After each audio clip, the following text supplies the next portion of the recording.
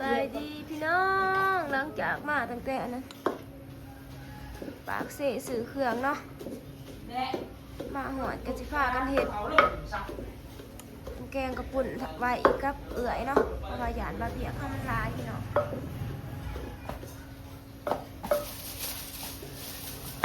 โอ้ยอันนี้ก็ชิมับสัตว์หรือเปล่า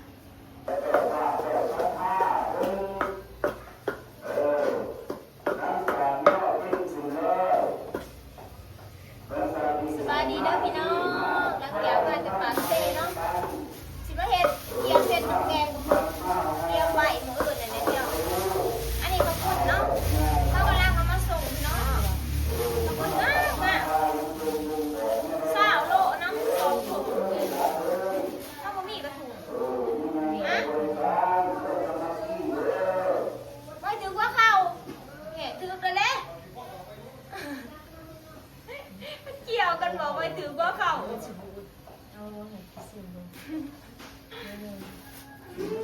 พี่น้องเนี้ยหนุ่มอันนี้คักแกก็กระปุกแช่ระบำเลย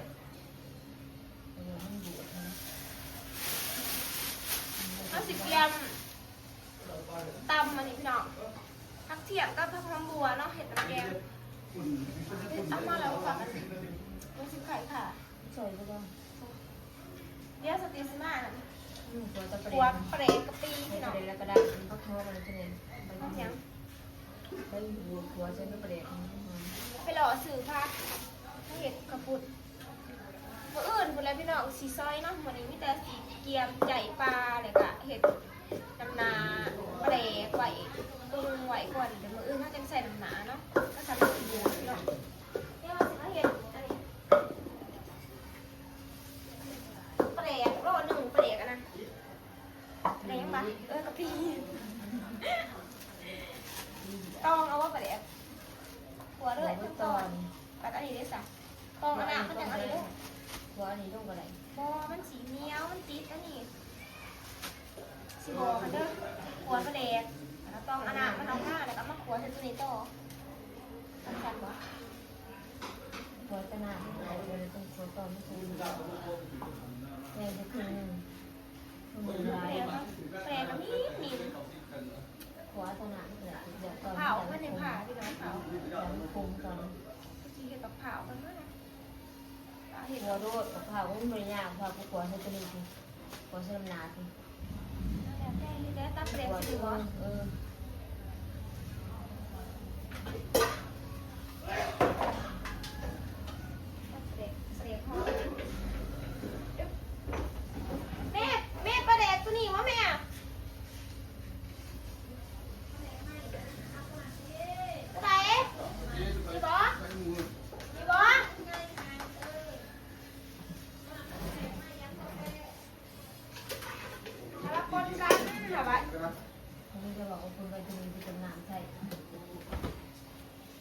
อัดเนี่ยแทถูกเนี่ยถูกในหนังมันจะออกถูกช่องขาดโอ้เห็นก็ได้สิขอโทษทำกับปันถูกพี่น้องโอ้ยมันเจ็บสว่างโอ้นี่อะไรทำมาถูก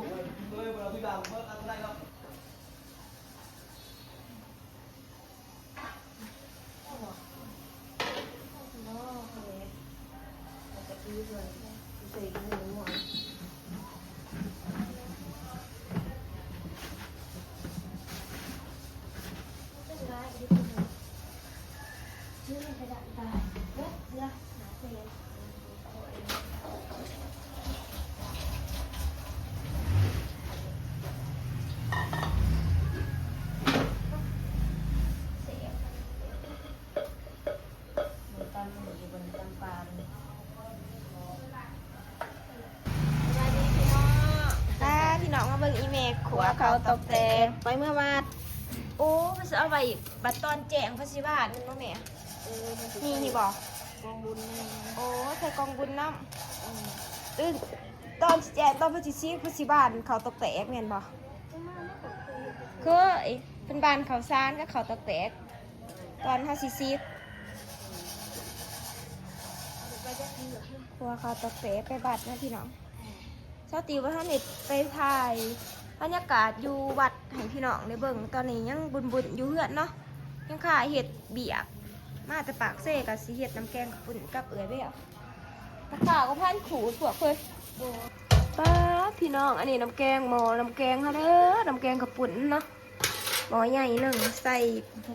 ปลาใส่ปลา4 โลพี่น้องเอาแบบเราเอาปลาโลปลากับขั่วมาตั้งแต่ปากเซ่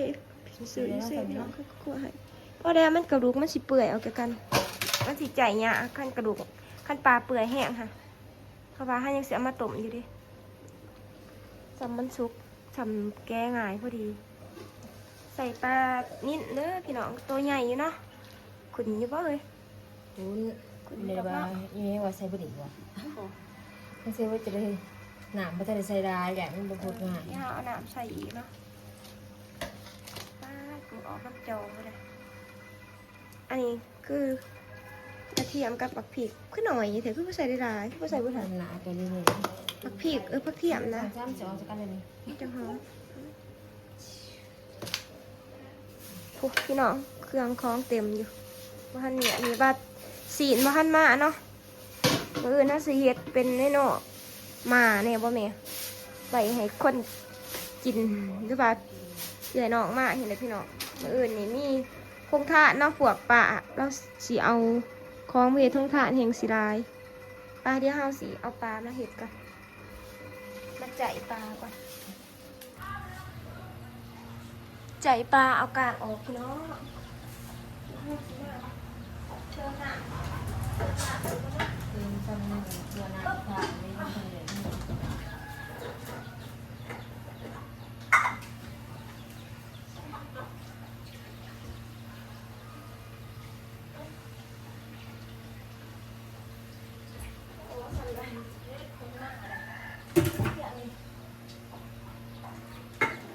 ก้นกับสิโต๊ะเลยพี่น้องเอ้ยเฮ็ดจังไดเนี่ยเอาเลยเกิดฝนเกิดดอกเป็นหวานปลาแกะอันนี้คือว่าฝนสิโต๊ะเนาะมันสิครัวก็เลยแม่จะครัวอันไหนท่านแล้วบ่เราพิซซ่าไงพอเอาเลยอันนี้คือซ้ำใหญ่เขาให้เอาคนเหลือเยื่อและซ้ำใหญ่บ่เป็นเรื่องมากเลย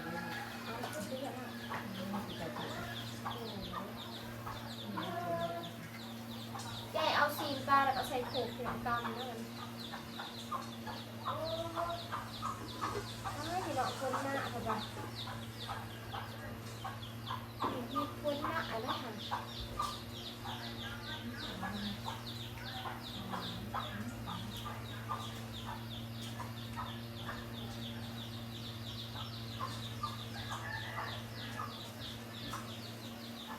ตาเต็มใจเนาะเตะอะไรดำเนาะ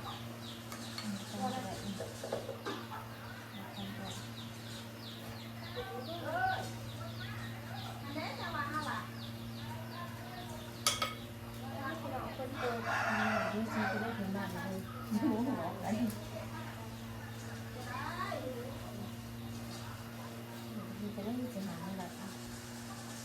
มันเป็นหัวของมันอากาศโซน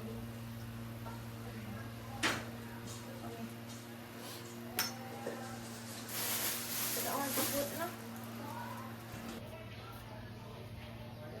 มาพี่น้องมาถึงสีเอาอันนี้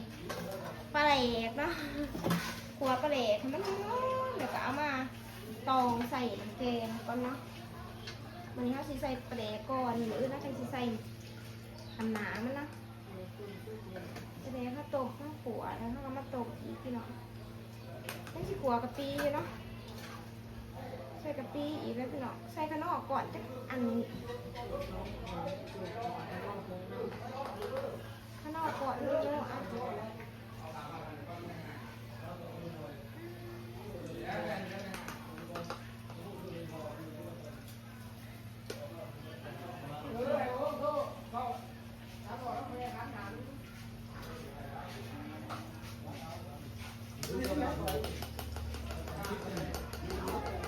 ปลาแดกใส่น้ำพี่น้อง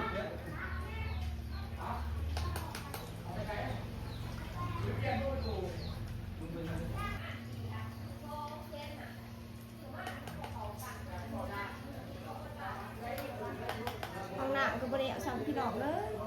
โอ้ยผมมันจะพัก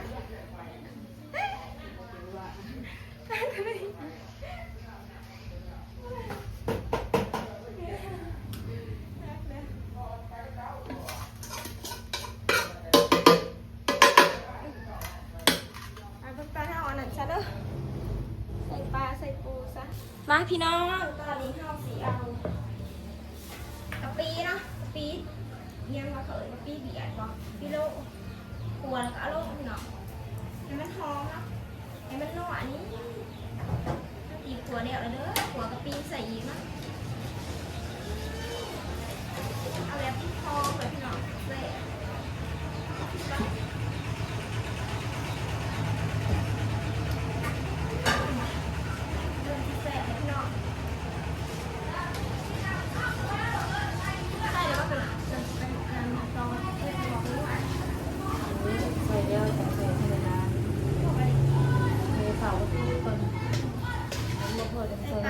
ใส่น้ ขนาดนี้เนาะโอ้อันนี้ใส่ปลาเริ่มน้องมาตำใหญ่กับตำ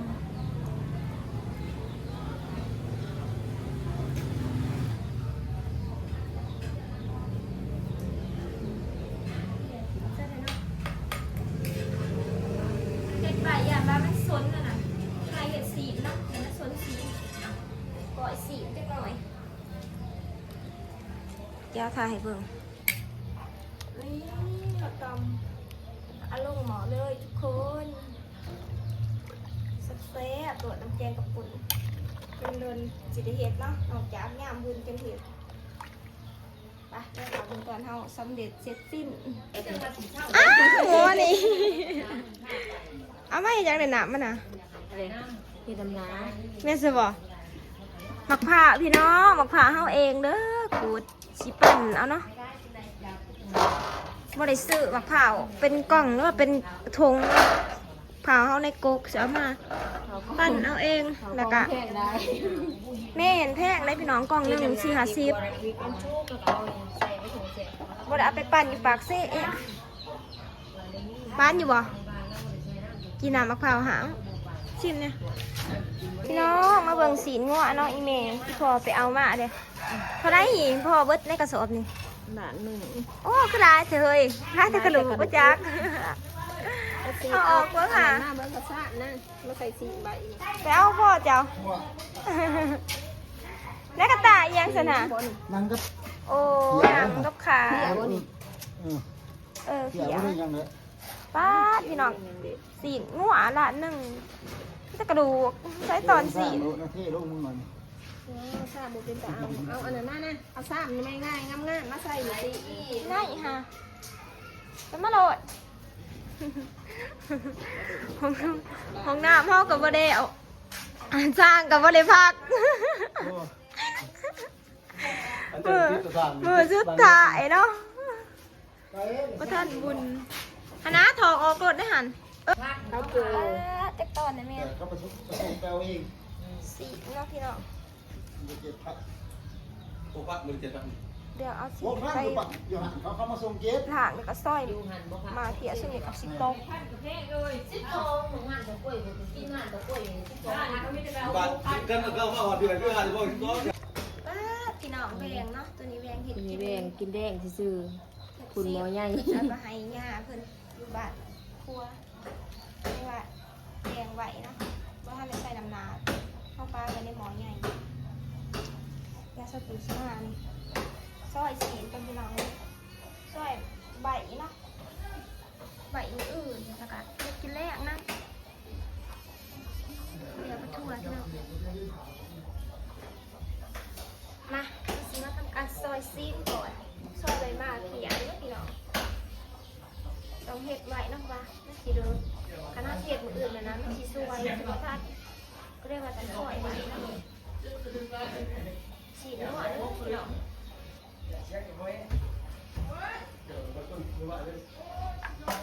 ซอยไว้เป็นพาให้น้อยๆเอาใบมาเขียน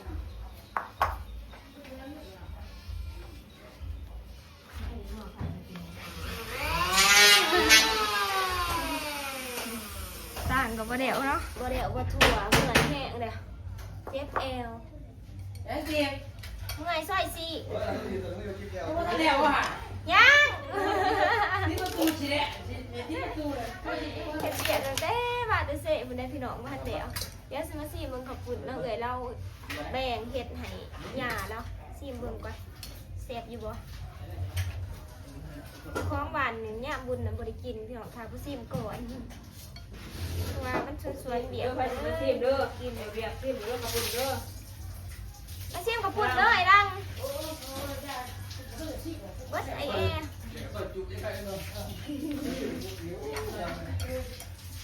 ยังมีอยู่นะจูแม่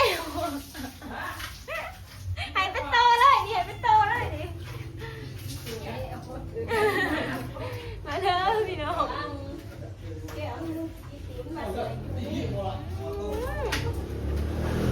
แดดนั่นนี่อ่ะคุณยอดมาเห็นเห็นว่าเน็ตอันนี้เนาะประเดี๋ยวยังเป็นหมอใหญ่อยู่เนี่ยเห็ดซิมจะซื้อพี่น้องเห็ดเลย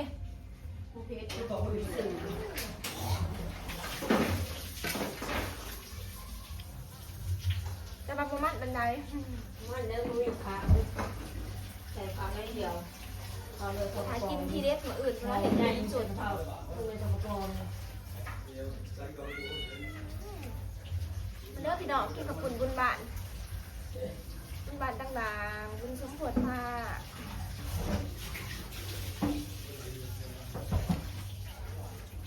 ครับ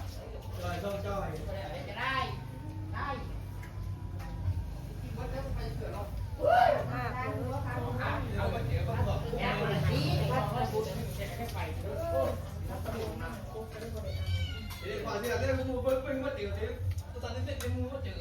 ลูกเขาให้เป็น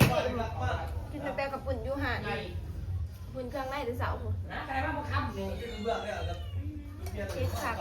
ไปเปลี่ยนเลยตะเพาะเลยอยู่ควรใหญ่โอ้ยน้ำเงี้ยใหญ่หมดเลย ผักกันเปื่อน เนี่ยว่ามันตัดดิ ใส่ซีนในหน้าเพียเนาะ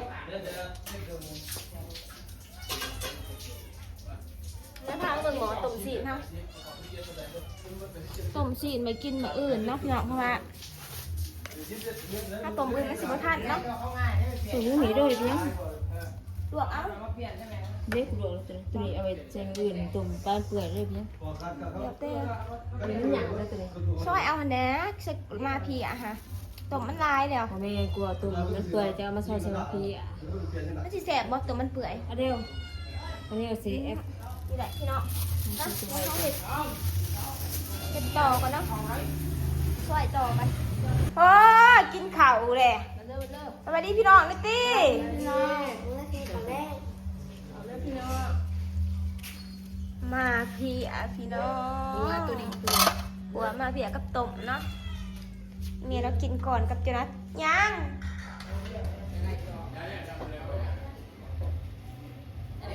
โอ้กับควงมันเบิด น้องให้มาตามมุม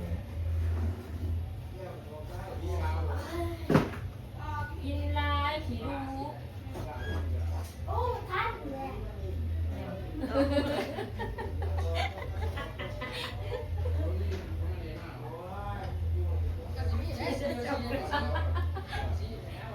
มาเถอะข่าวเคย ชวนตาย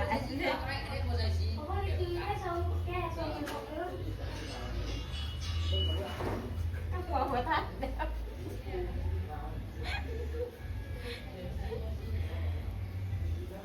นี่เลยพี่น้องแกมันจะเขียนของน้ำ2 อันเนาะมันมาท่านกันคนใดเก็บ2 กันยืนถ่ายอยู่ก็ได้เห็ดอยู่เนาะแขกไปยามันพี่น้องคนได้เกะกันเกะคนมากกับเขาอยู่เนาะสบาย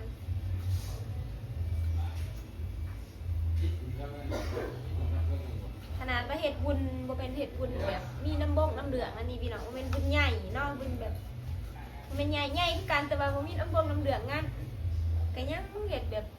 ทุกๆปีตรงนี้อันนี้พี่น้องเกียมขอบปูนหรือว่าสวยสีนี่คือแบบเวิดมือเวิดเว้นไหน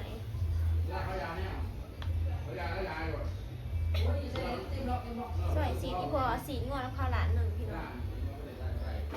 เอาไว้ คนมาเฮาก็เฮ็ดก่อยใส่มะขามเนาะบ่มีแนวให้กินบ่ได้ว่าก่อยสิ